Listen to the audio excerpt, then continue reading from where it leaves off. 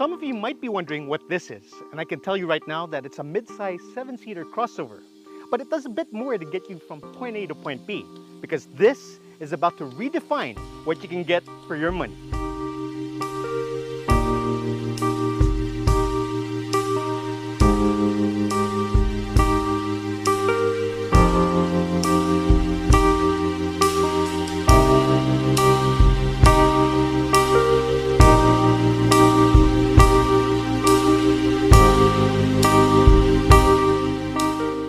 You might think that this is a Ford Explorer on a diet, but nope, this is the Kaicene CX70, a very fresh model for the Philippines.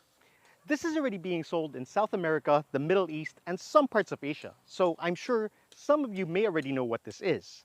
However, so far, everyone I've showed this to has not been able to figure out how much it costs. They all keep thinking that it's way more expensive than it actually is. So I won't reveal the price just yet. Instead, let me take you for a tour of this car and also give it a test drive. Then later, let's see if you can figure out how much it actually costs. But I'll be really surprised if any of you manage to guess it right. Anyway, let's start with the exterior. So you'll see that the CX70 sports a really boxy design, which is more typically found in bigger SUVs. In any case, one glance at this exterior already tells you that you're getting quite a lot for your money. Starting with these projector halogen type headlights with LED DRLs. You also get these cornering lamps at the bottom, which is a really handy feature. My only gripe here is the fact that you get these exposed windshield washers, which really isn't a big deal. Along the side, you'll see that there's a conservative dose of black body cladding. In fact, styling as a whole leans more towards the conservative side. The CX70 also comes equipped with power folding side mirrors with repeaters, and you'll see that it has a camera here. But we'll talk a bit more about that a little later. You'll see that you get these roof rails that spans almost the entire roof, and aside from that, the CX70 rolls on 17-inch wheels with disc brakes behind each one. Another nice touch is the fact that you get carpeted wheel wells here at the back, which tells you that they didn't scrimp on insulation either. The conventional and boxy SUV styling makes its way to the back, where you'll find LED taillights and a rear fog lamp. Now, opening the rear tailgate is done manually, but that's fine because you'll see that it's actually very light. There's also enough space here for groceries, even with the third row seats up. But in case you need more space, you can fold these rear seats very easily to increase cargo capacity. Now let's go check out the rest of the interior.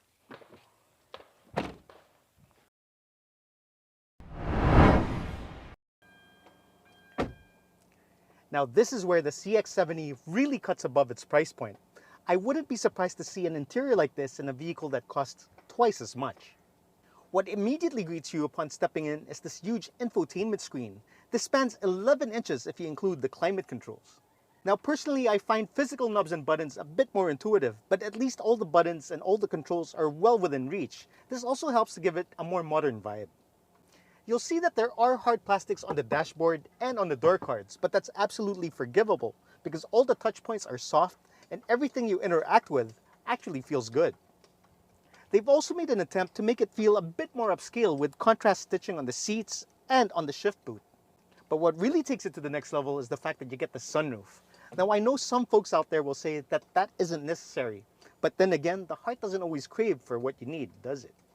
The seats are also extremely comfortable. They're firm enough to provide enough support, yet soft enough to not feel uncomfortable. You can also adjust the driver's seat for height. The steering wheel is made of what they call therapeutic polyurethane, and I swear that it looks and feels like leather. It also tilts and telescopes, so you could really find your ideal driving position. Now moving on to the infotainment system, connectivity is limited to Bluetooth, but at least you can listen to your favorite tunes without having to connect the cord. It also has a reverse camera with active guidelines. Oh, and remember how I mentioned that there was a camera on the side mirror? Well, that's for your blind spot monitoring system. So you just press this button and it gives you a view of your front fender, which comes in really handy when squeezing into tight spaces. Here you also get a charge port and a 12-volt socket. Now the instrument cluster is analog, but at least you get blackout gauges, so it doesn't feel totally antiquated. And despite the touchscreen, the climate controls are manually operated, but that's fine because at least you get rear air vents. The second row seats are also very comfortable. You don't sit too upright and your thighs are firmly planted. There's also decent amounts of head and leg room. Now one thing to appreciate about the third row seats is the fact that it's slightly elevated. So you get theater style seating. Now you don't get air vents back there, but I think the AC system does a pretty good job in keeping the entire cabin cool, even given this hot day. So what we have so far is a well-equipped exterior and interior. And despite how affordable this is, all that really won't matter if this feels like a chore to drive. So I guess it's time to get this out on the road.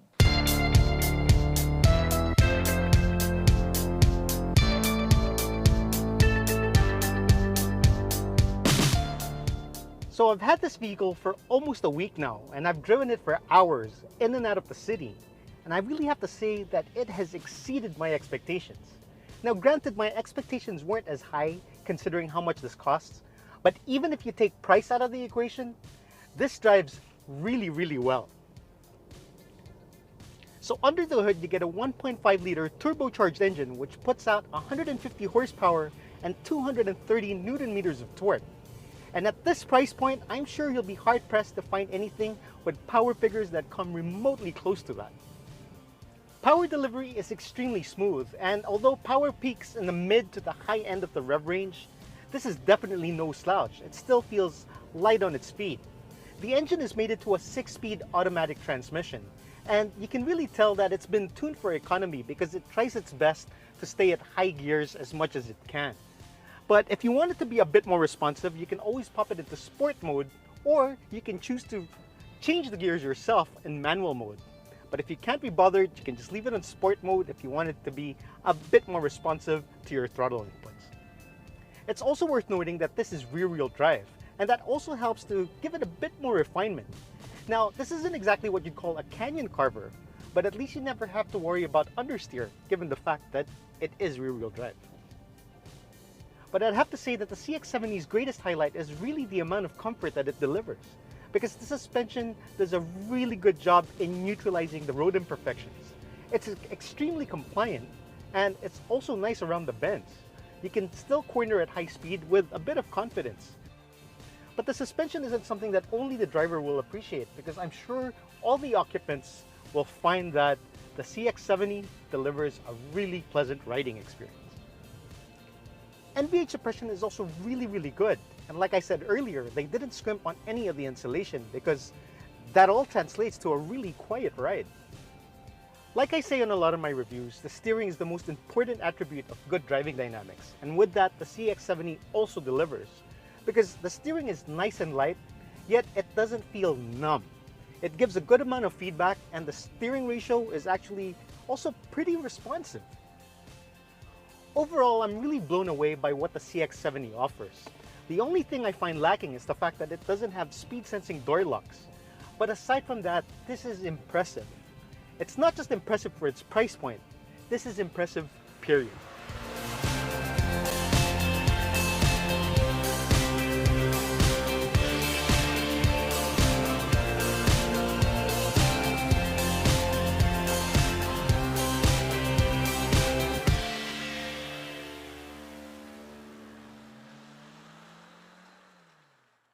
So given everything I've shown you, how much do you think this costs? Based on everyone I've showed this to so far, guesses range between 1.3 to 1.5 million pesos. And the truth is, it costs significantly less. In fact, the Kaicene CX70 can be yours for 879,000 pesos. Yes, you heard me right, that's 879,000 pesos. But like I said earlier, even if you take the price out of the equation, this is still an extremely compelling option based on its features, practicality, and performance. Thanks for watching.